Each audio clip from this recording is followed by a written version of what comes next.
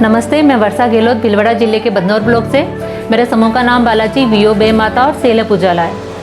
समूह में जुड़ने से पहले मैं एक ग्रामीण महिला थी और पितृसत्तात्मक जो भी है प्रथा यहाँ से उसी से मैं पीड़ित थी।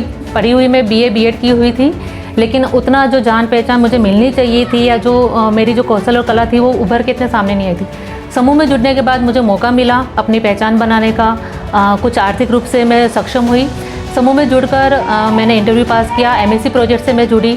मैं तकरीबन 80 से 90 लघु उद्योग शुरू करवाए थे। उसके बाद मैं FNSW और जेंडर मास्टर ट्रेनर बनी।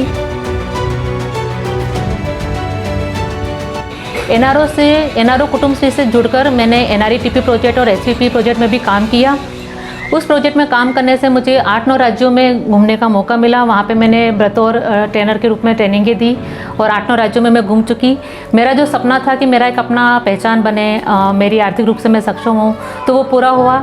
एक मेरा सपना था कि मैं कभी अपने लाइफ में अगर मुझे कुछ बेचना भी पड़े तो मैं बेचकर एक बार मैं एरोप्लेन में ज़रूर बैठूंगी।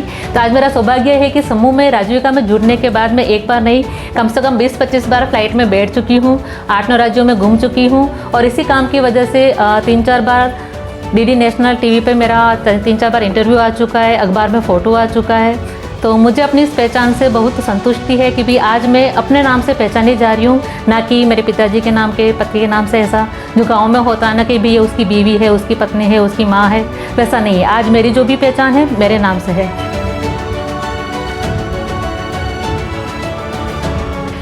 और आर्थिक रूप से सक्षम होने के बाद मुझे क्या हुआ कि पहले कुछ होता था तो मुझे पूछना पड़ता था कि मैं ये चीज़ खरीदूँ, मैं वहाँ जाऊँ, ऐसा। और आज ये बदलाव हुआ है कि आज मैं पूछती नहीं हूँ, आज मैं बता के जाती हूँ कि मैं जा रही हूँ, खाली बताना होता है। तो ये काफ़ी बदलाव आया और वही कोशिश मेरी रह रही है कि जो मुझे सफलता मिली वही मैं अपने गाँव की दीदियों को भी कोशिश कर रही हूँ कि उनमें भी वो बदलाव आए।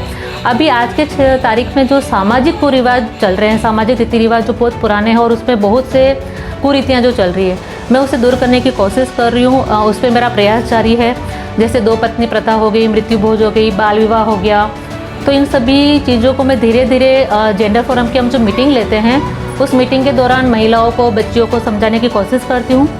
किशोरी बालिका का ग्रुप चलाती हूँ। उस ग्रुप में मैं सभी लड़कियों को गुड टच बैड टच के बारे में, सेल्फ डिफेंस के बारे में और शिक्षा उनके लिए कितनी ज़रूरी है, जागरूक होना उनके लिए कितना ज़रूरी है, ये सारी चीज़ें उनको मैं बताकर उनको जागरूक करने की कोशिश कर रही हूँ और आगे इसी क्षेत्र में मैं प्रयासरत हूँ। धन्यवाद।